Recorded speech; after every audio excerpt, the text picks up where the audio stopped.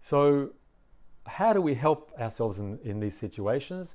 First, we need to understand that we've been triggered and to understand the nature of a trigger. What is it that's coming up from me from my past? We need to pause before we react too quickly, too automatically. We need to pause, reflect inside, and take ownership. Instead of saying this is because of my child, to say, well, this is to some degree at least because of my past. This is about me. It's not all about my child. The next is, instead of judging ourselves for being judgmental or explosive or whatever, or underreactive, whatever it is, instead of judging ourselves, to be accepting of our trigger reactions. It's for a good reason. We've lived something painful. When you listen to your inner child emotions, the most important part is to understand what we needed to be different. What did we need as children or adolescents so that we wouldn't feel that way?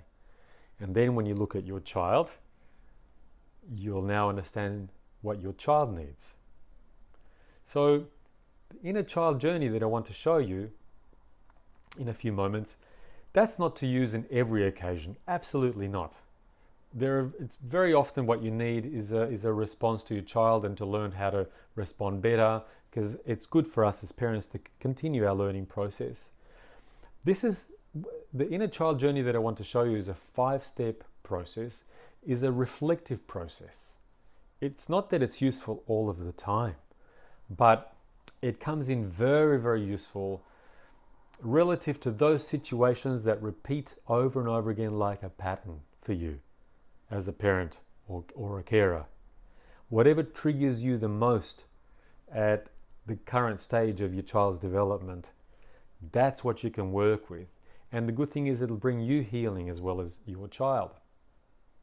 So let's try a 5-step inner child journey together.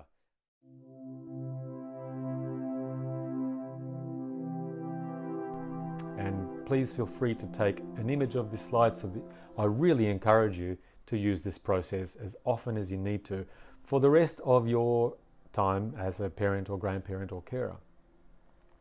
First thing that we do is when there's a repeating challenge that's the same over and over and over again with our child, we need to take time to be in our own space alone and reflect. Step number 1, ask yourself, how am I feeling right now? Or when this happens with my child, what are the emotions that come up for me? Really take note of that. That might include paying attention to the thoughts that go on for you. Notice if there are judgmental thoughts about you or towards your child. Step 2, taking all of that experience that has been triggered for you, the emotions that have come up, the thoughts that have come up. It might be that's a needy child, that's a naughty child, those kinds of things. You might be feeling fear, hurt, anger, grief, great anxiety, whatever that experience is for you in its totality. Step 2 is to ask yourself, is this familiar from a time in your life long before your child was born, your actual child? In other words, when have you felt this way before? Sometimes you might remember an exact story, sometimes not. Sometimes it'll be like a sense that you might have been a baby going through something or a little child going through something. Let your imagination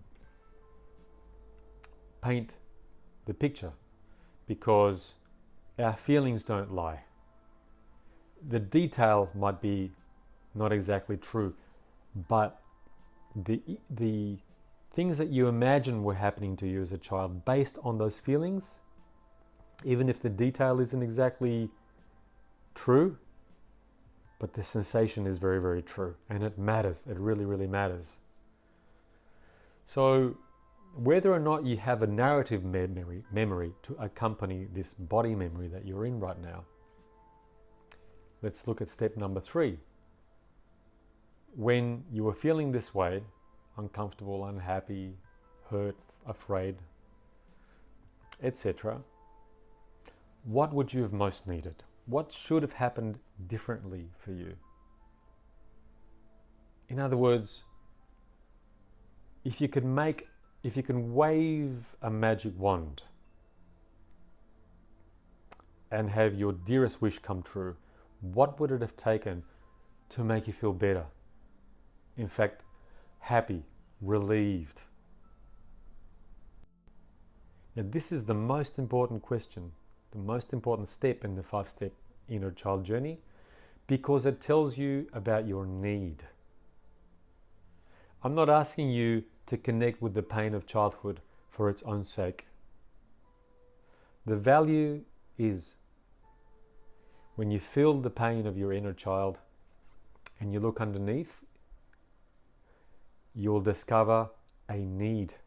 And your inner child has been asking for your attention to this need. Finally, you have arrived to validate this need. This is revolutionary. This is a revolutionary moment. The needs, the emotional needs of your inner child are always valid. Validate this.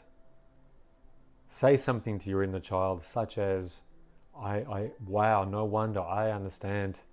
Of course, this is what you needed.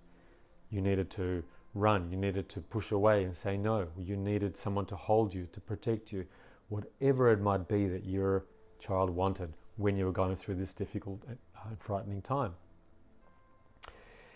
Now, let's look after you a little bit more. Step 4. Is there a way that you might have this need that you have just uncovered, the need of your inner child that has been triggered up for you? Is there a way that you might be able to have this need met in an adult-appropriate fashion in your life today? Because it might be about asking for help, getting the support of a friend, having a hug, having someone protect you when you feel like you're in trouble, or it might be the need to speak out more, to say no to somebody that's bothering you, etc. Whatever your child's need is there your inner child, is there a way that you can answer that need in your life?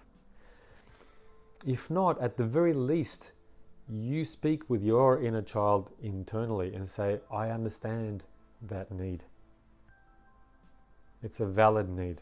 You deserve to have that need met. That will feel quite revolutionary. It'll feel like, what a relief. You might feel your heart opening up in your chest. It's you being a good father or mother to your own inner child. When you've done that, the 5th and final step of the inner child journey is now look at your actual child, the one who triggered you. What is something new that you have now learned through understanding yourself about what your child actually needs from you when they behave in these triggering ways? And that is in a nutshell, is the inner child journey that helps you to not just understand your own childhood, but to give an answer to whatever the unmet needs are of your inner child, to bring healing to yourself.